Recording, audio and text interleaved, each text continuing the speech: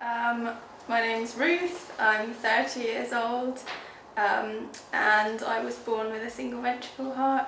So I had my first operation when I was 4 months old, and that was a pulmonary banding operation to enable me to live long enough until I was big enough for my main operation, which I had when I was 5 years old. That was a Fontan operation, and that's the last operation I've had to have.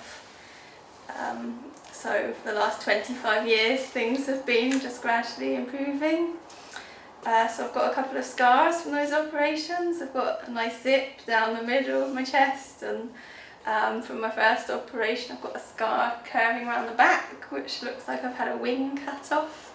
And I have another memory of being 4 years old.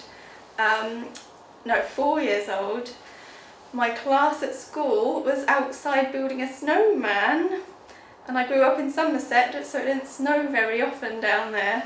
They were all out building a snowman. I wasn't allowed to join in because it would be too cold for me, so I had to sit in the classroom and watch everyone else through the window.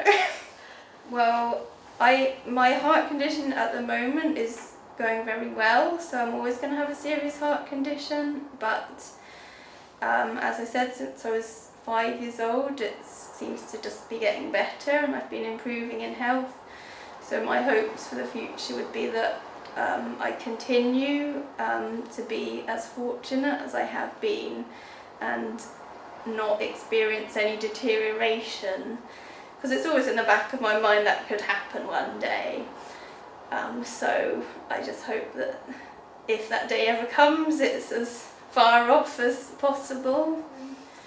I kind of live with the attitude that things could go wrong, but things can go wrong for anybody.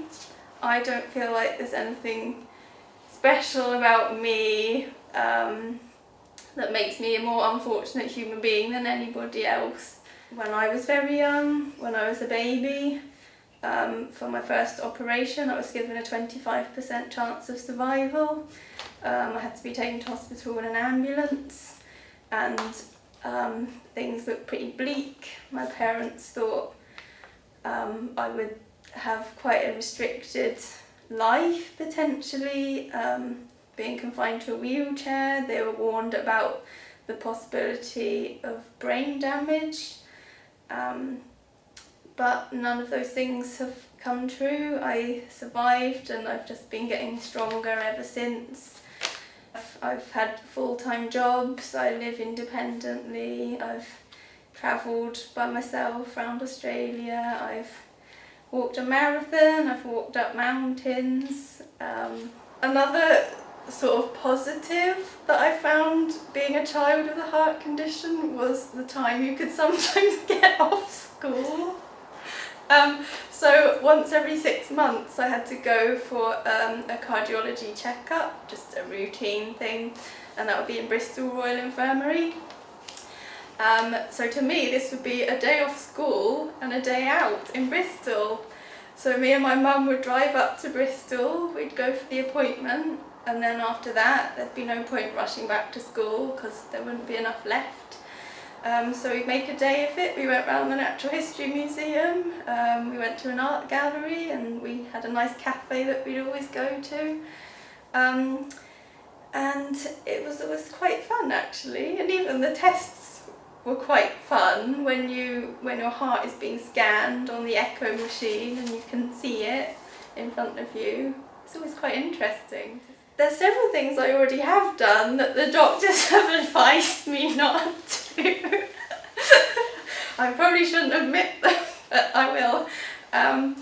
So apparently when I was younger, my mum remembers me being advised not to do dangerous sports such as hang gliding because of the risk of, I think, falling and suffering a big bleed and being on warfarin. That could be dangerous.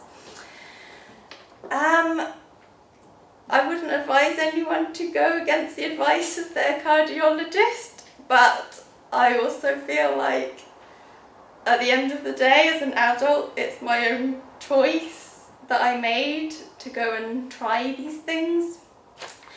So when I was in Australia, I went hang gliding 3 times. It was wonderful. I went paragliding.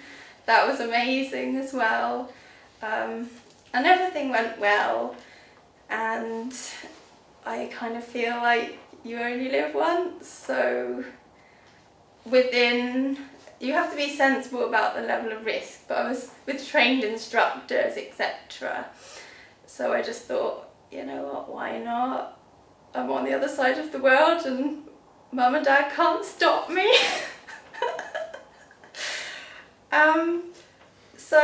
But there's things like I definitely wouldn't do, like you're not meant to take recreational drugs as a heart patient or often get tattoos, but I don't want to do those things anyway, so I'm not interested in that. But just the odd little jumping off a cliff and flying around for a little bit. No harm was done.